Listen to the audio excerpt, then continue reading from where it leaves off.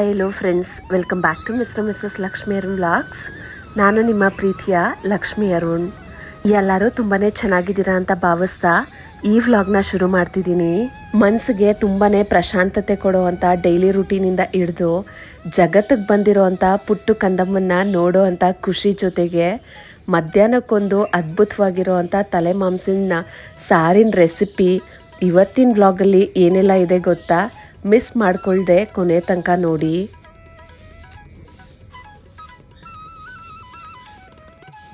ಬೆಳಗಿನ ಗದ್ದಲ ಶುರು ಆಗೋದಕ್ಕೆ ಮೊದಲೇನೆ ಮುಂಜಾನೆ ಎದ್ದೊಳೋದು ಎಷ್ಟು ಪೀಸ್ ಕೊಡೋದು ಗೊತ್ತಾ?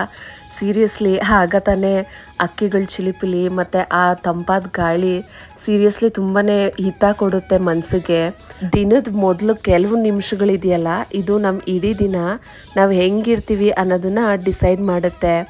ಅದಕ್ಕೆ ನಾನು ದಿನಾನ ಶುರು ಮಾಡೋದು ಸೈಲೆನ್ಸಲ್ಲಿ ಕಣ್ಮುಚ್ಚಿ ಒಂದು ಡೀಪ್ ಬ್ರೆತ್ ತಗೊಂಡು ಮನಸ್ಸೊಳಗಡೆ ಇರೋ ಅಂಥ ಎಲ್ಲ ಗದ್ದಲಗಳನ್ನ ಹೊರಗಡೆ ಹಾಕುವಂಥ ಒಂದು ಸಣ್ಣ ಪ್ರಯತ್ನನೇ ಮೆಡಿಟೇಷನ್ನು.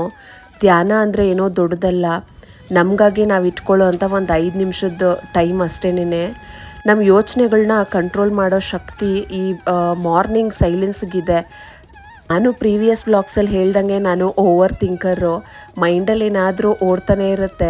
ಫಿಸಿಕಲಿ ಏನೋ ಒಂದು ಕೆಲಸ ಮಾಡ್ತಾ ಇರ್ತೀವಿ, ಬಟ್ ತಲೆಯಲ್ಲಿ ನೂರಾರು ಯೋಚನೆಗಳು ಕಾಡ್ತಾ ಇರುತ್ತೆ.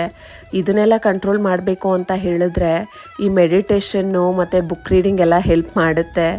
ಹೊರಗಡೆ ಎಲ್ಲರಿಗೂ ತುಂಬಾ ಸೈಲೆಂಟಾಗಿ ಕಾಣಿಸ್ಕೊಳ್ಳೋ ಅಂತ ನಾವು ಮನಸ್ಸಲ್ಲಿ ಸುಮಾರು ವಿಚಾರಗಳಿಗೆ ಒಳಗೊಳಗಡೆನೆ ಯುದ್ಧ ಮಾಡ್ತಾ ಇರ್ತೀವಿ. ಇದನ್ನೆಲ್ಲ ಕಂಟ್ರೋಲ್ ಮಾಡಬೇಕು ಅಂತಲೇ ನೇಚರ್ ವಾಕ್ ಕೂಡ ಹೋಗೋದು ನಾನು. ವಾಕ್ ಮಾಡೋವಾಗ ಏನೋ ಒಂಥರ ಸಂತೋಷ. ಯಾವಾಗಲೂ laptop screen, mobile screen, T V screen, ಇಲ್ಲ ಪಾತ್ರೆಗಳು, ಕಿಚನ್ನಲ್ಲಿ ಅಡುಗೆ ಮಾಡೋದು, ಇದನ್ನೇ ನೋಡಿ ನೋಡಿ ಬೇಜಾರಾಗಿರುತ್ತೆ.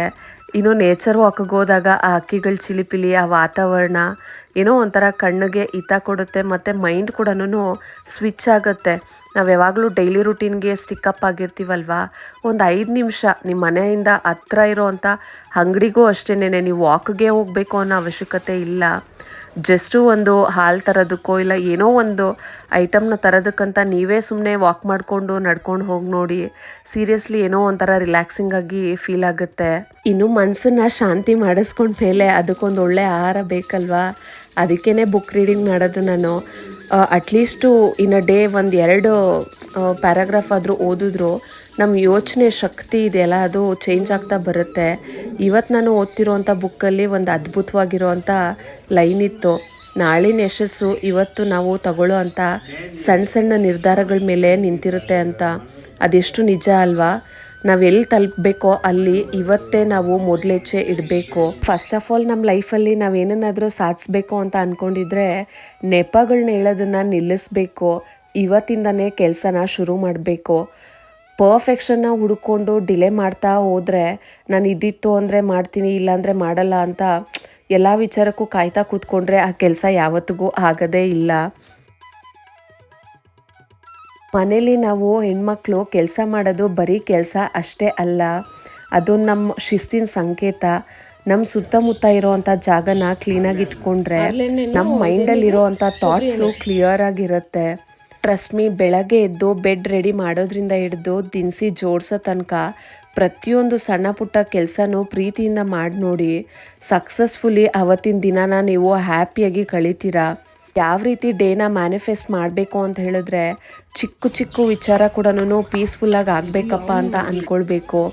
ಅಂದರೆ ನೀವು ಮಕ್ಕಳನ್ನ ಮನೇಲಿ ನೋಡ್ಕೊಳ್ತಿದ್ದೀರಾ ಅಂತ ಹೇಳಿದ್ರೆ ಇವತ್ತಿನ ದಿನ ನನ್ನ ಮಗು ಯಾವುದೇ ರೀತಿ ಹಠ ಮಾಡದೆ ಊಟ ತಿನ್ನಬೇಕು, ನಾನು ಎಲ್ಲದನ್ನೂ ಸಕ್ಸಸ್ಫುಲ್ಲಾಗಿ ಹ್ಯಾಂಡಲ್ ಮಾಡ್ತೀನಿ, ಪೀಸ್ಫುಲ್ಲಾಗಿ ಎಲ್ಲ ವರ್ಕು ಆನ್ ಟೈಮಲ್ಲಿ ಮುಗಿಯುತ್ತೆ, ನಾನು ಮಾಡೋ ಅಂಥ ಅಡುಗೆನ ನಮ್ಮ ಮನೆಯಲ್ಲಿರೋರು ಎಲ್ಲರೂ ಹೊಗಳ್ತಾರೆ, ನಾನು ಯಾವ ಕೆಲಸನೂ ತಪ್ಪಿಲ್ಲದೆ ಮಾಡ್ತೀನಿ ಅಂತ ಒಂದೊಂದು ವಿಚಾರನೂ ನೀವು ಪೀಸ್ಫುಲ್ಲಿ ಮ್ಯಾನಿಫೆಸ್ಟ್ ಮಾಡ್ತಾ ಇರಬೇಕು. ಪಾಸಿಟಿವ್ ಆಗಿ ಯೋಚನೆ ಮಾಡಬೇಕು.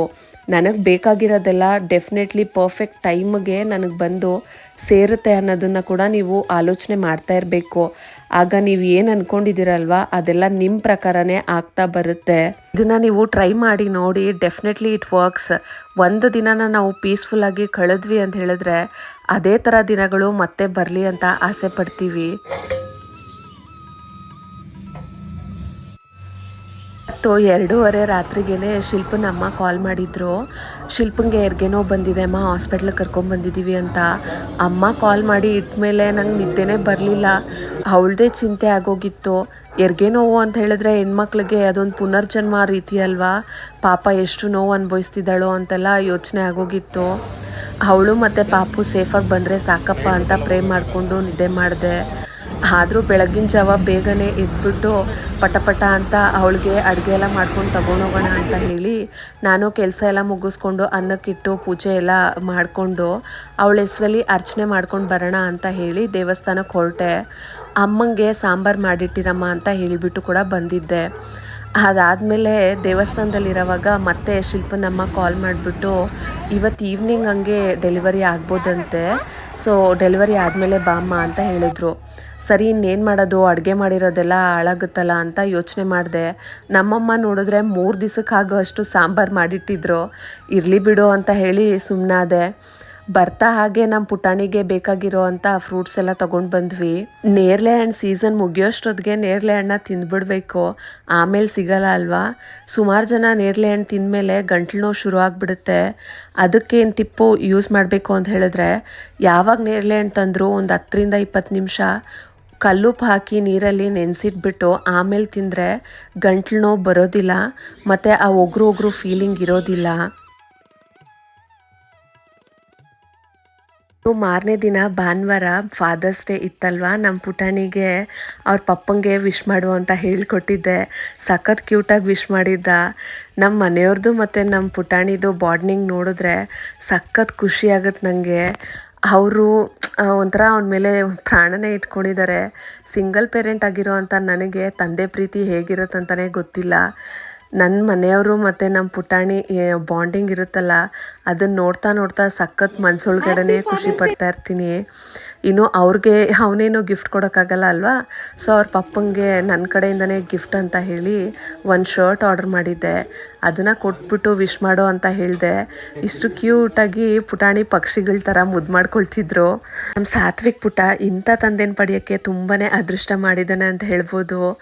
ಅದ್ರ ಜೊತೆಲಿ ನಾನು ಕೂಡ ಅದೃಷ್ಟ ಮಾಡಿದ್ದೀನಿ. ಯಾಕೆ ಅಂತ ಹೇಳಿದ್ರೆ ಅವರಲ್ಲೇ ನಾನು ತಂದೆ ಪ್ರೀತಿನ ಮತ್ತು ಪ್ರೊಟೆಕ್ಷನ್ನು ಮತ್ತು ಕೇರ್ನ ಕಂಡಿದ್ದು.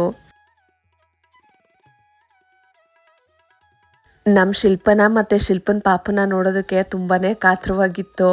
2 ದಿವಸದಿಂದ ಪಾಪ ಹೆರಿಗೆ ನೋವು ಸಹಿಸ್ಕೊಂಡು ನಾರ್ಮಲ್ ಡೆಲಿವರಿನೇ ಆಗಬೇಕು ಅಂತ ತುಂಬಾ ನೋವು ತಿಂದಿದ್ಲು ಪಾಪ. ಸೊ ಅದಾದಮೇಲೆ ಅವಳಿಗೆ ಫೈನಲಿ ನಾರ್ಮಲ್ ಡೆಲಿವರಿನೇ ಆಯಿತು. ಸೊ ಅವಳನ್ನ ನೋಡೋಕೆ ಹೋದಾಗ ವಿಸಿಟಿಂಗ್ ಹಾರ್ಸ್ ಮುಗ್ದೋಗಿತ್ತು ಅಂತ ಅನಿಸುತ್ತೆ. 1 by 1 ನೋಡೋದಕ್ಕೆ ಬಿಡ್ತಿದ್ರು, only 1 person at A time. So ಅದಕ್ಕೆ ಫಸ್ಟ್ ನಾನೇ ಹೋದೆ ಪಾಪುನ ನೋಡೋಕ್ಕೆ. ಪಾಪುನ ಎತ್ಕೊಂಡಾಗ ನಮ್ಮ ಸಾತ್ವಿಕ್ ಪುಟ್ಟನ ಎತ್ಕೊಂಡಿದ್ದ ಫೀಲಿಂಗೇ ಬಂತು. ಮುದ್ದಾಗಿದ್ದ ಕಂದಮ್ಮ. ಆ್ಯಕ್ಚುಲಿ ಅವಳಿಗೆ ಹುಟ್ಟಿದ್ದು ಯಾವ ಪಾಪು ಅಂತ ಹೇಳಿಲ್ಲ ಅಲ್ವಾ, ಗಂಡು ಪಾಪು.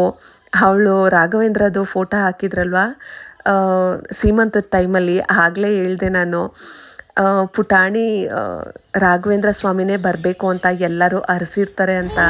ಸೊ ಅದೇ ನಿಜ ಆಗೋಯ್ತು. ತುಂಬಾ ಖುಷಿ ಆಯಿತು ತಾಯಿ ಮಗುನ ನೋಡಿ. ಇನ್ನು ಈ ಭಾನುವಾರ ಪೋಲಿಯೋ ಭಾನುವಾರ ಆಗಿದ್ದರಿಂದ ನಮ್ಮ ಪುಟಾಣಿಗೆ ಪೋಲಿಯೋ ಹಾಕ್ಸಕ್ಕಂತ ಕರ್ಕೊಂಡೋದ್ವಿ. ನಮ್ಮ ಪುಟಾಣಿ ಅವ್ರ ಪಪ್ಪನ ಜೊತೆ ಗಾಡೀಲಿ ಜಮ್ ಅಂತ ಹೋಗೋಣ ಅಂತ ಖುಷಿಯಾಗಿ ಬಂದ. ಅಲ್ಲಿ ನೋಡಿದ್ರೆ ಪೋಲಿಯೋ ಡ್ರಾಪ್ಸ್ ಹಾಕಕ್ಕೆ ಕರ್ಕೊಂಡೋದ್ವಿ ಅಂಥೇಳಿ ಕಿಟಾರ್ ಅಂತ ಕಿರಿಚ್ಕೊಂಡು ಅಳ್ತಿದ್ದ. ಅವನ್ನ ಸಮಾಧಾನ ಮಾಡೋಷ್ಟರಲ್ಲಿ ಸಾಕಾಗೋಯ್ತು. ಸೊ ಹಾಗೆ ಕರ್ಕೊಂಡು ಪಾರ್ಕಿಗೂ ಹೋಗಿದ್ವಿ. ಸೊ ಇಷ್ಟೊತ್ತು ಅಳ್ತಿದ್ನಲ್ವ, ಸ್ವಲ್ಪ ಸಮಾಧಾನ ಆಗ್ತಾನೆ ಅಂತ ಹೇಳಿ ಪಾರ್ಕಲ್ಲಿ ಕೂತ್ಕೊಂಡು ಮಣ್ಣಲ್ಲಿ ಆಡ್ತಾ ಅವನ ಜೊತೇಲಿ ಒಂದೊಳ್ಳೆ ಟೈಮ್ ಸ್ಪೆಂಡ್ ಮಾಡಿದ್ವಿ. ಅದೇನೋ ಗೊತ್ತಿಲ್ಲ, ಅವನ ಜೊತೇಲಿ ಪಾರ್ಕಲ್ಲಿ ಕೂತ್ಕೊಂಡು ಆಟ ಆಡ್ತಾ ಆಡೋದನ್ನು ನೋಡಿದ್ರೆ ಒಂಥರ ಸಂತೋಷ ಆಗುತ್ತೆ. ಬೇರೆಯವ್ರನ್ನೆಲ್ಲ ಈ ರೀತಿ ನೋಡಿದ ದಿನಗಳುಂಟು. ಈಗ ನಾವೇ ಪೇರೆಂಟ್ಸ್ ಆಗಿ ಈ ರೀತಿ ಕೂತ್ಕೊಂಡು ನೋಡೋವಾಗ ಅದರಲ್ಲೇನೋ ಒಂಥರ ತೃಪ್ತಿ. ಇನ್ನೂ ಸಂಡೇ ಬಂತು ಅಂತ ಹೇಳಿದ್ರೆ ಏನಾದರೂ ಒಂದು ಸ್ಪೆಷಲ್ ಮಾಡಬೇಕು ಅಂತ ವೀಕೆಲ್ಲ ಪ್ಲ್ಯಾನ್ ಮಾಡ್ತಿರ್ತೀವಿ. ಸೊ ಹಾಗಾಗಿ ಇವತ್ತು ಸುಮಾರು ದಿವಸ ಆಗಿತ್ತು ಅಂತ ತಲೆ ಮಾಂಸ ತರೋಣ ಅಂತ ಹೋದ್ವಿ. ಮಗುನ ಬಂದು ಮನೇಲಿ ಬಿಟ್ಬಿಟ್ಟು ಆಮೇಲೆ ಹೋದ್ವಿ, ಯಾಕಂದರೆ ತುಂಬ ಬಿಸಿಲಾಗಿ ಹೋಗಿತ್ತು. ಸೊ ತಲೆ ಅವಾಗ ತಾನೇ ಕತ್ತರಿಸಿದ್ರು. ಅವ್ರಿಗೆ ಹೇಳಿಟ್ಬಿಟ್ಟು ಮಾರ್ಕೆಟ್ಗೆ ಹೋಗಿ ತರಕಾರಿ ಎಲ್ಲ ತೊಗೊಂಡು ಬರೋಷ್ಟೊತ್ತಿಗೆ ಅವ್ರು ಅದನ್ನು ನೀಟಾಗಿ ಕ್ಲೀನ್ ಮಾಡಿ ಇಟ್ಟಿದ್ರು. ಆ್ಯಕ್ಚುಲಿ ಈ ಸತಿ ತಲೆ ಮಾಂಸ ತರೋದಕ್ಕೆ ಒಂದೇ ಒಂದು ಸಿಲ್ಲಿ ರೀಸನ್ ಇದೆ. ಅದೇನು ಅಂತ ಹೇಳಿದ್ರೆ ನನಗೆ ತಲೆ ಮಾಂಸ ತಿನ್ನೋಕ್ಕೆ ಇಷ್ಟ ಆಗಲ್ಲ. ಬಾಣಂತನದಲ್ಲಿ ಕೊಡೋವಾಗ ಆ ಬ್ರೈನ್ ಫ್ರೈ ಎಲ್ಲ ಮಾಡಿಕೊಡ್ತಿದ್ರಲ್ವಾ, ಸೊ ಆ ಟೇಸ್ಟ್ಗೆ ಒಂಥರ ಅಡಿಕ್ಟ್ ಆಗಿದ್ದೆ. ಸೊ ಈಗ ಯಾಕೋ ಸಡನ್ನಾಗಿ ತಿನ್ನಬೇಕು ಅಂತ ಆಸೆ ಆಗೋಗಿತ್ತು. ಈಗ ಬರೀ ಬ್ರೈನ್ ಹೋಗಿ ಕೇಳಿದ್ರೆ ಕೊಡೋದಿಲ್ಲ. ಸೊ ಅದಕ್ಕೇ ತಲೆ ಮಾಂಸನೇ ತರಿಸಿದ್ದು. ಇನ್ನು ನನ್ನಮ್ಮಂಗೂ ಅಷ್ಟೇ, ಚಿನ್ನೋರ ಅಮ್ಮಂಗೂ ಅಷ್ಟೇ ತಲೆ ಮಾಂಸ ಅಂದರೆ ತುಂಬಾ ಇಷ್ಟ. ಅಮ್ಮಂಗೆ ಸ್ವಲ್ಪ ಹೆಲ್ತ್ ಇಶ್ಯೂಸ್ ಇರೋದ್ರಿಂದ ಈಗ ಮಟನ್ ಎಲ್ಲ ತರಿಸೋದು ತುಂಬಾ ಕಡಿಮೆ ಮಾಡಿಬಿಟ್ಟಿದ್ದೀವಿ. ಇವತ್ತು ಚಿನ್ನು ಅಮ್ಮನ ನೋಡಕ್ಕೆ ಹೋಗ್ತಾರಲ್ವ, ಅವ್ರಿಗೂ ಕೊಟ್ಟು ಕಳ್ಸೋಣ ಅಂತ ಸೇರಿ ಎಲ್ಲರಿಗೂ ಒಟ್ಟಿಗೆ ಮಾಡಿದೆ. ಸೂಪರ್ ಟೇಸ್ಟಿಯಾಗಿರೋ ಅಂಥ ತಲೆ ಮಾಂಸದ ಸಾಂಬಾರು ಮಾಡೋ ಅಂಥ ರೆಸಿಪಿ ಇಲ್ಲಿದೆ ನೋಡಿ. 3 ಟೊಮ್ಯಾಟೊ ತೊಗೋಬೇಕು, ಅದಾದಮೇಲೆ 2 ಹೆಚ್ಚಿರೋ ಅಂಥ ಈರುಳ್ಳಿ, ಅರ್ಧ ಚಮಚ ಪೆಪ್ಪರು, ಮತ್ತು ಸೋಂಪು ಅರ್ಧ ಸ್ಪೂನು, ಚಕ್ಕೆ ಸ್ವಲ್ಪ, ಲವಂಗ 4ರಿಂದ 5, ಆಮೇಲೆ ತುರಿದಿರೋ ಅಂಥ ತೆಂಗಿನಕಾಯಿ 1 ಹಿಡಿ, ಅಚ್ಚ ಖಾರದ ಪುಡಿ 3 ಸ್ಪೂನು, ಧನಿಯಾ ಪುಡಿ 2 ಸ್ಪೂನು, ಶುಂಠಿ ಮತ್ತು ಬೆಳ್ಳುಳ್ಳಿ, ಸ್ವಲ್ಪ ಗಸಗಸೆ. ನೀವೇನಾದರೂ ತುಂಬ ಖಾರ ತಿಂತೀವಿ ಅಂತ ಹೇಳಿದ್ರೆ ಖಾರನ ಸ್ವಲ್ಪ ಹೆಚ್ಚು ಕಡಿಮೆ ಮಾಡ್ಕೋಬೋದು. ಅದಾದಮೇಲೆ ಕೊತ್ತಂಬರಿ ಸೊಪ್ಪು, ಇದೆಲ್ಲದನ್ನು ಹಾಕ್ಕೊಂಡು ಸ್ವಲ್ಪ ನೀರು ಹಾಕಿ ಇದನ್ನು ಚೆನ್ನಾಗಿ ಗ್ರೈಂಡ್ ಮಾಡ್ಕೊಳ್ಬೇಕು. ನುಣ್ಣಗೆ ಗ್ರೈಂಡ್ ಮಾಡ್ಕೊಳ್ಳಿ. ಇನ್ನು ನಾನು ಮಸಾಲೆ ಎಲ್ಲ ರುಬ್ಕೊಟ್ಬಿಟ್ಟು ಅಮ್ಮ ನಾನ್ ವೆಜ್ನ ಕ್ಲೀನ್ ಮಾಡಿಕೊಡ್ತಾರೆ. ನನಗೆ ತಲೆ ಮಾಂಸ ಸರಿಯಾಗಿ ಕ್ಲೀನ್ ಮಾಡೋದಕ್ಕೆ ಬರೋದಿಲ್ಲ.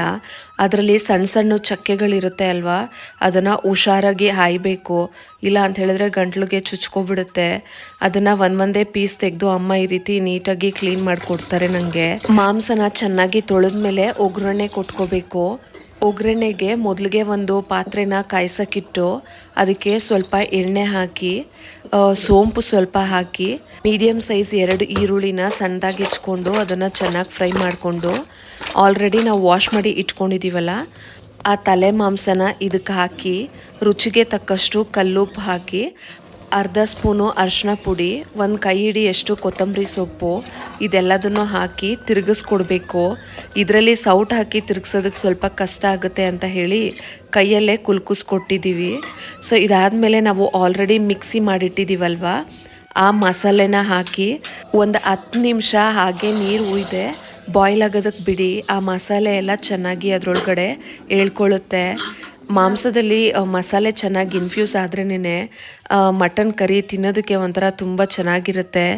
ಅದಾದಮೇಲೆ ನಾವು ನಮ್ಗೆ ಎಷ್ಟು ಬೇಕೋ ಅಷ್ಟು ಕ್ವಾಂಟಿಟಿ ನೀರು ಹಾಕ್ಕೊಂಡು 4ರಿಂದ 5 ವಿಸಿಲು ಕೂಗಿಸ್ಕೋಬೇಕು.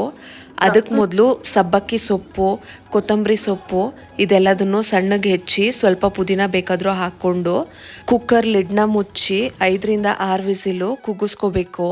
ಮಾಂಸ ಎಷ್ಟು ಬಲ್ತಿದೆ ಅಥವಾ ಎಳೆದು ಅನ್ನೋದ್ರ ಮೇಲೆ ಕುಕ್ಕರ್ ವಿಸಿಲು ಕೌಂಟ್ ಆಗುತ್ತೆ ನೋಡಿ. ಚೆನ್ನಾಗಿ ಬೆಂದು ಬಂದಮೇಲೆ ಪರಿಮಳ ಅಷ್ಟು ಚೆನ್ನಾಗಿರುತ್ತೆ ಮನೆ ಎಲ್ಲನೂ. ಸೀರಿಯಸ್ಲಿ ನಾನು ತಲೆ ಮಾಂಸ ಎಲ್ಲ ಜಾಸ್ತಿ ತಿಂತಾನೆ ಇರಲಿಲ್ಲ, ಬಟ್ ಬಾಣಂತನದಲ್ಲಿ ಇದು ಬಿಟ್ಟರೆ ಬೇರೆ ಏನೂ ಜಾಸ್ತಿ ಕೊಡ್ತಿರ್ಲಿಲ್ಲ. ಸೊ ಆಗ ಇದಕ್ಕೆ ಒಂದು ಸ್ವಲ್ಪ ಅಡಿಕ್ಟ್ ಆದೆ. ಬಟ್ ಟೇಸ್ಟ್ ಮಾತ್ರ ತುಂಬಾ ಅಲ್ಟಿಮೇಟ್ ಆಗಿರುತ್ತೆ. ಒಂದು ಸತಿ ಟ್ರೈ ಮಾಡಿ. ಇನ್ನು ಬಾಣಂತಿರ್ಗೆ ಇದನ್ನು ಕೊಡೋದ್ರಿಂದ ಮಕ್ಕಳು ಕತ್ತು ಬೇಗ ನಿಲ್ಲುತ್ತೆ ಅಂತ ಹೇಳ್ತಾರೆ. ಇನ್ನು ಇದರಲ್ಲಿ ಸಬ್ಬಕ್ಕಿ ಸೊಪ್ಪೆಲ್ಲ ಹೆಚ್ಚಿ ಹಾಕೋದ್ರಿಂದ ಎದೆ ಹಾಲು ಉತ್ಪತ್ತಿಗೂ ಕೂಡ ತುಂಬಾ ಒಳ್ಳೆಯದು. ತಲೆ ಮಾಂಸದ ಸಾರು ಜೊತೆಲಿ ಬಿಸಿ ಬಿಸಿ ಮುದ್ದೆ, ವಾವ್, ತುಂಬಾ ಒಳ್ಳೆ ಕಾಂಬಿನೇಷನ್ ಆಗಿತ್ತು. ಟೇಸ್ಟ್ ಮಾತ್ರ ಅಲ್ಟಿಮೇಟ್ ಆಗಿತ್ತು. ಸೊ ಊಟ ಮುಗಿಸ್ಕೊಂಡು ನಮ್ಮ ಮನೆಯವರು ಸ್ವಲ್ಪ ವೆಜಿಟೇಬಲ್ಸ್ ತಂದಿದ್ವಿ ಮಾರ್ಕೆಟಿಂದ, ನಮಗೂ ಅಪ್ಪ ಅಮ್ಮಂಗೂ. ಸೊ ಅವ್ರಿಗೂ ಕೊಟ್ಬಿಟ್ಟು ಊಟ ಎಲ್ಲ ಕೊಟ್ಬಿಟ್ಟು ಹಾಗೆ ಮಾತಾಡ್ಸ್ಕೊಂಬರ್ತೀನಂತ ಹೋದರು. ನಮ್ಮ ಪುಟಾಣಿ ಅವ್ರ ಪಪ್ಪ ಹೋಗ್ಬಿಟ್ರು ಅಂತ ಹೇಳಿಬಿಟ್ಟು ತುಂಬಾ ಗಲಾಟೆ ಮಾಡ್ತಿದ್ದ. ಅವನ ಸುಧಾರಣೆ ಮಾಡೋಷ್ಟೊತ್ತಿಗೆ ಸಾಕಾಗೋಯ್ತು. ಅಮ್ಮ ಇವತ್ತು ಸಂಡೇ ಆಗಿದ್ರಿಂದ ಅವ್ರು ಸ್ವಲ್ಪ ಫ್ರೀ ಇರ್ತಾರಂತ ಹೇಳಿ ಸೊ ಗಾರ್ಡನಲ್ಲಿ ಈ ರೀತಿ ಅವರೇ ಕೈಯಾರೆ ಪುಟ್ಟದಾಗಿ ಒಂದು ಸಿಮೆಂಟ್ ಒಲೆ ಮಾಡಿದ್ರು. ತುಂಬಾ ಕ್ಯೂಟ್ ಆಗಿತ್ತು. ನಮ್ಮ ಪುಟಾಣಿ ನಮ್ಮ ಮನೆಯವ್ರು ಬರೋವರೆಗೂ ನಿದ್ದೆ ಮಾಡಿರಲಿಲ್ಲ. ಚಿನ್ನು ಅಪ್ಪ ಅಮ್ಮನ ನೋಡೋಕೆ ಹೋಗಿದ್ರಲ್ವ, ಬರೋವಾಗ ನನಗೇನೋ ಸರ್ಪ್ರೈಸ್ ತಂದಿದ್ರು. ಅದೇನೋ ಅಂತ ಹೇಳಿದ್ರೆ ಅಮ್ಮಂಗೆ ಗೊತ್ತಿರೋರೊಬ್ಬರು ಅಬ್ರಾಡಲ್ಲಿದ್ದಾರೆ, ಗ್ರೀಷ್ಮಾ ಅಂತ. ಅವ್ರನ್ನ ಇವಾಗವರೆಗೂ ನಾನು ನೋಡಿಲ್ಲ, ಬಟ್ ಅವರು ನನಗೋಸ್ಕರ ವಾಚ್ ಕೊಟ್ಟು ಕಳಿಸಿದ್ರು. ತುಂಬಾ ಖುಷಿ ಆಯಿತು. ಅಂದರೆ ನಾನು ಚಿನ್ನು ಹೇಳಿದ್ರು ವಾಚ್ ಕೊಟ್ಟು ಕಳಿಸಿದ್ದಾರೆ ಅಂತ. ನಾನೇನೋ ಅವ್ರಿಗೆ ಕೊಟ್ಟು ಕಳಿಸಿದ್ದಾರೆ ಅಂತ ಸುಮ್ಮನೆ ಇದ್ದೆ. ಅದಾದಮೇಲೆ ತಂದು ಕೈಯಲ್ಲಿ ಕೊಟ್ಬಿಟ್ಟು ನಿನಗೆ ಕೊಡು ಅಂತ ಹೇಳಿದ್ದಾರೆ ಅಂತ ಹೇಳಿದ್ರ. ತುಂಬ ಅಂದರೆ ತುಂಬ ಖುಷಿ ಆಯಿತು. ವಾಚ್ ಡಿಸೈನ್ ಕೂಡ ತುಂಬಾ ಇಷ್ಟ ಆಯಿತು. ಗ್ರೀಷ್ಮಾ ಅವರೇ, ನೀವೇನಾದರೂ ಈ ವ್ಲಾಗ್ ನೋಡ್ತಿದ್ರೆ thank you so much for your precious gift and love. ತುಂಬ ಇಷ್ಟ ಆಯಿತು ನನಗೆ ಈ ವಾಚು. ಅಂದರೆ ಯಾರಂತಾರೆ ಗೊತ್ತಿಲ್ಲ, ಇಷ್ಟು ಪ್ರೀತಿಯಿಂದ ವಾಚ್ನ ಕೊಟ್ಟು ಕಳಿಸಿದಾರಲ್ವ, ಈ ಪ್ರೀತಿಗೆ ನಾನು ಚಿರಋಣಿ. Thank you so much. ನಿಜವಾಗ್ಲೂ ಯಾರಾದರೂ ಈ ರೀತಿ ಸರ್ಪ್ರೈಸ್ ಮಾಡಿದಾಗ ಎಷ್ಟು ಖುಷಿ ಆಗುತ್ತಲ್ಲ, ಅದು ನಾವು ಯಾರು ಅಂತಲೇ ಗೊತ್ತಿಲ್ಲದೆ ನೋಡದೇ ಇರೋರು ಪ್ರೀತಿಯಿಂದ ಒಂದು ಪುಟ್ಟು ಕಾಣಿಕೆ ಕೊಟ್ಟು ಕಳಿಸಿದ್ರು ಸಖತ್ ಖುಷಿ ಆಗುತ್ತೆ.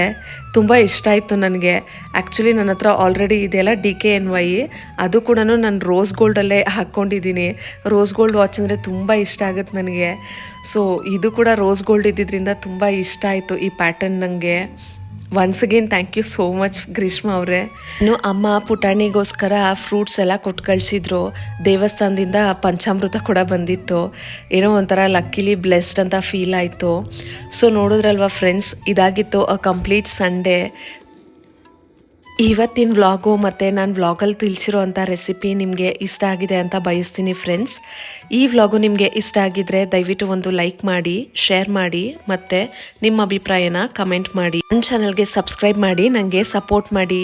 ನೀವೇನಾದರೂ ಈ ವ್ಲಾಗ್ನ ಇಲ್ಲಿವರೆಗೂ ನೋಡಿದರೆ thank you so much for your precious time and kind support friends. ಮತ್ತೆ ಇನ್ನೊಂದು ಸ್ಪೆಷಲ್ ಆಗಿರುವಂಥ ವ್ಲಾಗಲ್ಲಿ ಸಿಗೋಣ. ಅಲ್ಲಿವರೆಗೂ ಹ್ಯಾಪಿಯಾಗಿರಿ, ಹೆಲ್ದಿಯಾಗಿರಿ. Thank you for watching. We'll catch you in next vlog.